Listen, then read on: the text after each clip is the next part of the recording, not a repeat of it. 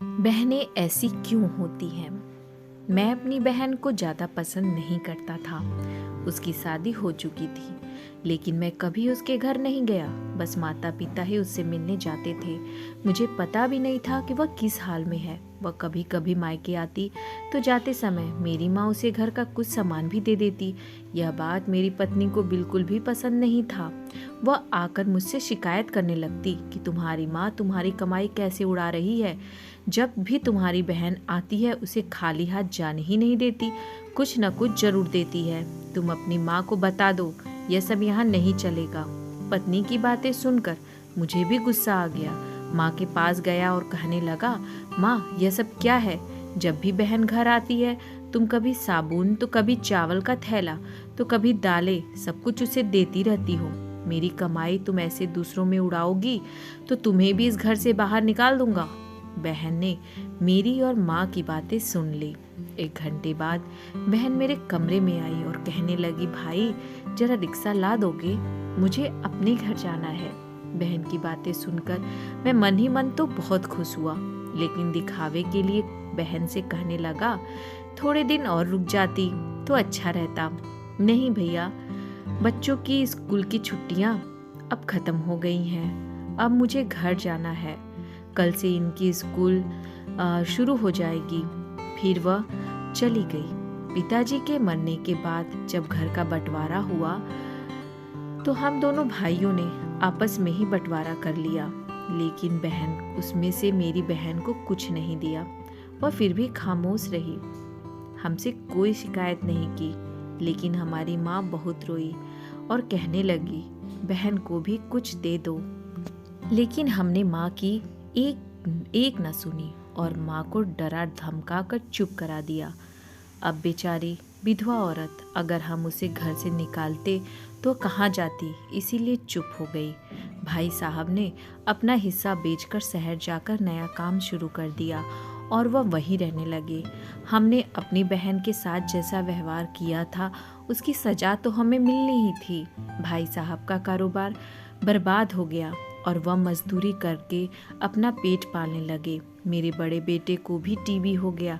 उसके इलाज में लाखों रुपए खर्च हो गए।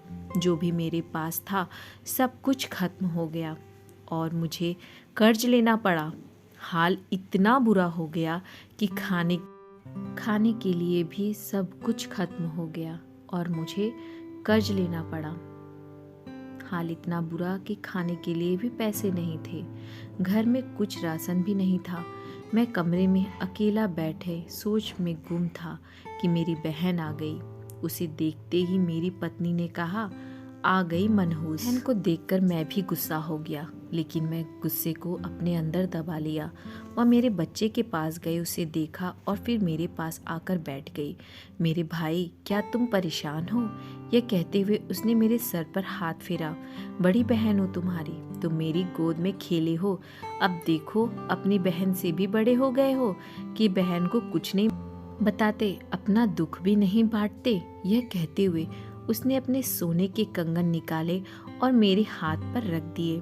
मेरे भाई, परेशान ना हो, यह कंगन बेच दे, अपने घर का राशन भर दो, अपने बच्चे का इलाज भी करा दो और मैं तुझे इस हाल में नहीं देख सकती।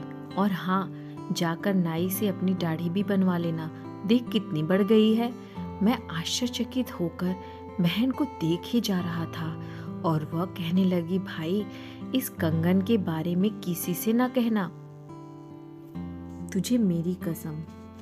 माथे को चूमा और कहने लगी, चल अब चलती हूँ, तेरे जीजाजी आते ही होंगे। मेरी बहन के कपड़े भी तो वही पुराने पहने थे। मैं बस देखता ही रह गया। मैंने तो कभी अपनी बहन की घरेलू हालत जानने की कोशिश ही नहीं की, लेकिन जब उसने मुझे बुरे हाल में देखा तो दौड़ती हुई आई और अपने सोने के कंगन भी दे दिए ताकि मैं अपने बच्चे का इलाज करा सकूं और अपने घर का हाल सुधार सकूं। मैं सोचने लगा और मेरी आंखों से आंसू निकलने लगे कि हम भाई भी कितने मतलबी होते हैं, अपनी बहनों को पल भर में ही बेगाना कर देते हैं। और बहनें अपने भाइयों का जरा सा दुख भी बर्दाश्त नहीं कर पाती। मैं उसके कंगन अपने हाथ में पकड़कर जोर जोर से रोने लगा। दोस्तों, आपकी बहन अपने ससुराल में न जाने कितने दुख सह रही होगी। कुछ समय उसके पास बैठकर उसका हालचाल भी जानने की कोशिश ज़रूर करें। भगवान सबकी बहन की रक्षा करें।